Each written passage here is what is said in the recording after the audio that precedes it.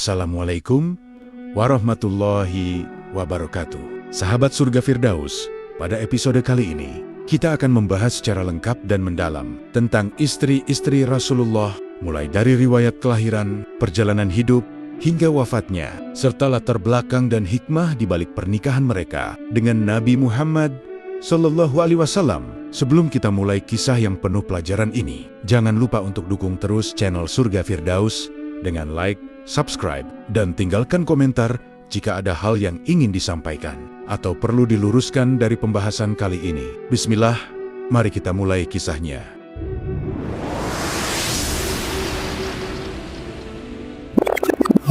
Syafiyah binti Huyai bin Akhtab.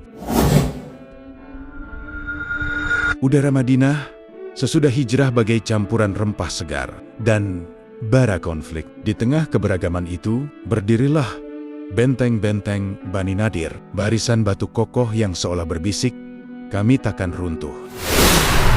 Di sebuah balkon tinggi, gadis bernama Syafiyah menempelkan kedua telapak tangan pada dinding berlumut. Usianya baru belasan, tetapi matanya menyimpan kebijaksanaan. Turun-temurun suku Lewi, keturunan Harun bin Imran. Sinar senja mengusap rambutnya, menimbulkan pantulan tembaga, seolah mahkota tipis. Ayahnya, Huyai bin Akhtab, menaiki tangga batu, sambil mengusap janggut yang mulai memutih. Tatapan para penjaga langsung menunduk. Dialah pemimpin, dialah kebanggaan suku. Di hadapan putrinya, ia berujar lembut namun penuh wibawa. "Huyai, engkau buah hati, sekaligus pusaka sejarah. Wahai Syafiyah, ingatlah kemuliaan berasal dari kehormatan, bukan dari tinggi rendahnya tembok." Syafiyah mengulum senyum gelisah. "Lalu di mana kehormatan jika tembok retak? Huyai, selama hati kita teguh pada perjanjian, batu ini akan patuh. Tetapi perjanjian rapuh di hadapan ketamakan dan rasa takut. Ketika Bani Nadir dituduh berkhianat, kaum muslimin mengepung benteng. Derak anak panah berpadu siulan angin. Malam-malam panjang dilalui Syafiyah dalam pelukan ibunya, Barah binti Samuel, yang bergumam doa-doa Ibrani bercampur air mata. Pada suatu fajar, kesunyian pecah oleh kabar. Kaum muslimin mengultimatum Bani Nadir agar hengkang. Tembok kokoh gagal menyelamatkan harga diri. Di gerbang selatan, rombongan unta beriring, di antaranya Syafiyah dan sang suami, Salam bin Miskam, menuju oasis Khaybar. Perjalanan itu bukan sekedar perubahan alamat, ia pemakaman masa kanak-kanak. Setiap tapak unta seakan mencabut memori tentang taman, sumur dan pembacaan Taurat di halaman rumah mereka. Syafiyah memeluk bundelnya, gulungan kitab keluarga, sambil berbisik, "Apa makna kata aman jika tiada tempat memaknainya?" Di Khaybar, benteng baru menyambut, lebih keras, lebih panas. Namun, duka belum rampung. Beberapa tahun kemudian, dalam perang Bani Quraisy, ayah dan sepupunya terbunuh. Saat jenazah ayahnya dikembalikan, Syafiyah terduduk di pasir, menaburkan butiran ke rambutnya sendiri. "Syafiyah, ayah, engkau ajarkan kehormatan, tapi kehormatan macam apa tanpa pelindung?" Diam-diam perkawinannya pun retak. Salam menceraikannya. Talak itu dingin seperti logam, tak terdengar di jalanan pasar. Namun gema patahnya mengguncang jiwa. Ia menjadi janda muda. Beberapa kawan menyebutnya wanita paling malang di Khaybar. Tetapi ia menata diri, mengajar anak-anak membaca Taurat, memasak roti gandum untuk janda lain. Hingga datang tahun 628 Masehi, tahun yang mengubah definisi takdir, langit Khaybar tampak putih, menyilaukan di atas perisai dan pedang kaum muslimin. Syafiyah berdiri di menara. Nafasnya tercekat, menyaksikan panji-panji hitam bertuliskan "La ilaha illallah" bergoyang. Benteng-benteng sekokoh apapun ternyata tidak kebal atas genangan cahaya, dan cahaya itu semakin mendekat. Benteng-benteng Khaybar akhirnya patah seperti tempurung kacang, terinjak tumit. Saat debu mereda, barisan tawanan lelaki, wanita dan anak berjalan teratur. Di antara mereka, Syafiyah menunduk. Debu menempel di keningnya. Kerudung koyak tertiup angin padang. Seorang sahabat gagah bernama Diyah Al-Kalbi menunjuknya sebagai rampasan. Namun, Allah menitipkan rahmah melalui lisan Faklabah bin Saya. Ia datang menghadap Rasulullah. Ta'alabah berkata, "Wahai Rasulullah, perempuan itu putri pemuka. Nasabnya tinggi. Engkau lebih berhak memuliakannya."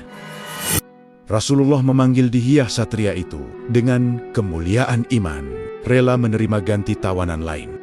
Safiyah tak mengerti sepenuhnya percakapan Arab di sekelilingnya, tetapi ia melihat cara Rasulullah menatapnya tidak sebagai harta perang, melainkan manusia penuh martabat. Malamnya, sebuah kemah dipasang khusus. Rasulullah duduk di atas permadani kulit, menawarinya segelas susu. Tangannya gemetar ketika menerima, tetapi sorot mata beliau menenangkan. Rasulullah berkata, "Aku menawarimu dua jalan, wahai Safiyah. Engkau kembali merdeka kepada kaummu, atau engkau menerimaku sebagai suami, pun dengan kemerdekaan sebagai maharmu."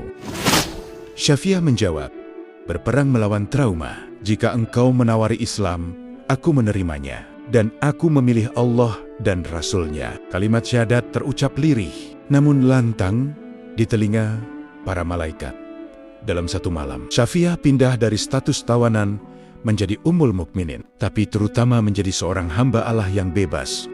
Walimah digelar sederhana. Seekor kambing disembelih, roti gandum dibagi sama rata. Beberapa sahabat menyalakan obor, melingkar sambil bertakbir. Safiyah tertegun melihat bahwa persatuan di kubu Muslim bukan dilandasi suku, melainkan keimanan. Perjalanan pulang ke Madinah menguji fisik dan batin.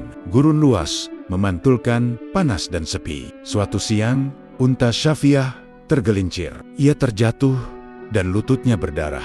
Rasulullah menghentikan kafilah, menekuk lutut sebagai tumpuan agar ia naik kembali. Safiyah terharu berkata, "Belum pernah ada pemimpin sebaik engkau." Rasulullah menjawab, "Islam datang untuk menuntun, bukan menundukkan manusia kepada selain Allah." Di sela perjalanan, beliau menceritakan kisah Nabi Musa dan Harun. Leluhur Safiyah membangun kesadaran bahwa nasabnya tidak tercabut, melainkan disambung dalam simpul tauhid. Setiap malam, ia menatap bintang dan merapal doa baru. "Ya Rob, istana masa kecilku roboh, tapi engkau bangunkan benteng keyakinan dalam dada." Saat kafilah mencapai pinggir Madinah, berita tersebar. Rasulullah pulang bersama istri keturunan Lui. Wanita-wanita Ansyar keluar dari rumah, berbisik-bisik penasaran. Kecantikan Safiyah, disebut bagai bulan purnama berembun, membuat kerumunan makin riuh. Di rumah tangga Rasulullah, kebahagiaan berpadu ujian. Aisyah yang paling muda dan cerdas menyimpan kecemburuan. Suatu hari ia mengenakan nikab rapat, berdiri di kerumunan wanita Ansyar yang ingin melihat Safiyah. Rasulullah menegur dengan senyum tipis. Rasulullah berkata, "Bagaimana kau dapat melihat kalau wajahmu tertutup, wahai Aisyah?" Aisyah menjawab, "Apakah aku layak menatap seorang Yahudi?" Rasulullah menjawab, "Jangan berkata begitu. Safiyah telah berislam dengan sempurna." Kalimat lembut itu bagai hujan di gurun cemburu. Aisyah menunduk, sementara Safiyah memalingkan wajah, takut melukai perasaan istri senior. Malam harinya, ia membuat kue kurma berlumur madu, mengirim ke rumah-rumah istri Nabi. Tindakan kecil, namun manisnya meresap. Tak lama Safiyah terjatuh lagi dari unta, lututnya membiru. Air matanya menetes, bukan karena sakit fisik, tetapi karena khawatir dianggap ceroboh. Ketika Aisyah mendengar isak itu, ia merasa seutas tali halus menarik hatinya. Aisyah melepas nikab, mengulurkan tangan, "Mari kita obati lukamu." Safiyah menjawab, "Aku takut mengecewakan beliau." Aisyah berkata, "Kita semua pernah mengecewakan, tapi Rasulullah selalu memaafkan." Citra persaingan perlahan berubah menjadi simpati. Rasulullah menyaksikan sinar kasih itu tumbuh, lalu bersabda, "Sungguh, Safiyah itu penyayang." Meski begitu, lidah manusia terkadang lebih tajam dari tombak. Suatu majelis di masa Khalifah Umar, seorang lelaki Arab mencemooh Safiyah. "Wah, istri Nabi, tapi darah Yahudi." Safiyah bangkit tenang, kerudungnya berkibar. "Memang aku keturunan Harun, saudara Musa, dan aku istri Rasulullah. Inilah dua kemuliaan yang Allah satukan padaku. Adakah yang lebih tinggi?" Kerumunan terdiam, malu pada prasangka sendiri. Tahun-tahun berlalu, seusai wafatnya Rasulullah, Syafiah menjadi guru sunyi. Ia meriwayatkan hadis, menceritakan malam-malam terakhir suaminya. Menjaga kasih itu, dalam kotak kaca ingatan, ia sering bangun sebelum subuh, menyalakan pelita, membaca Al-Quran. Pernah seorang pelayan mendapati beliau menangis terseduh. Pelayan berkata, "Mengapa Umi menangis?" Syafiah menjawab, "Karena setiap ayat membuatku rindu suara beliau membacakannya." Memasuki 50 Hijriah, usia fisiknya melemah. Di ranjang sederhana, ia menggenggam mushaf kecil pemberian Nabi. Halamannya sudah lusuh. Sahabat dan tabi'in berdatangan. Seorang pemuda bertanya, "Apa nasihat terakhir wahai Ummul Mukminin?" Syafiah berkata, "Jangan keras seperti batu Haibar. Jangan rapuh seperti dinding Nadir. Jadilah hati yang tunduk kepada Allah, sebab disitulah benteng sejati." Subuh itu ketika Hayya al-Falah berkumandang, nafasnya berhenti. Madinah terselimuti hening. Jenazah beliau disyalatkan, lalu diiringkan ke baki. Batu nisan sederhana diletakkan, tiada prasasti emas. Hanya sunyi yang mengajarkan makna zuhud di atas pusara. Aisyah berbisik lirih, "Saudariku, engkau datang sebagai tawanan, pergi sebagai ratu hati kami." Kalimat itu menggema, mematri pelajaran bahwa rahmat Allah sanggup menembus pagar nasab, suku dan masa lalu.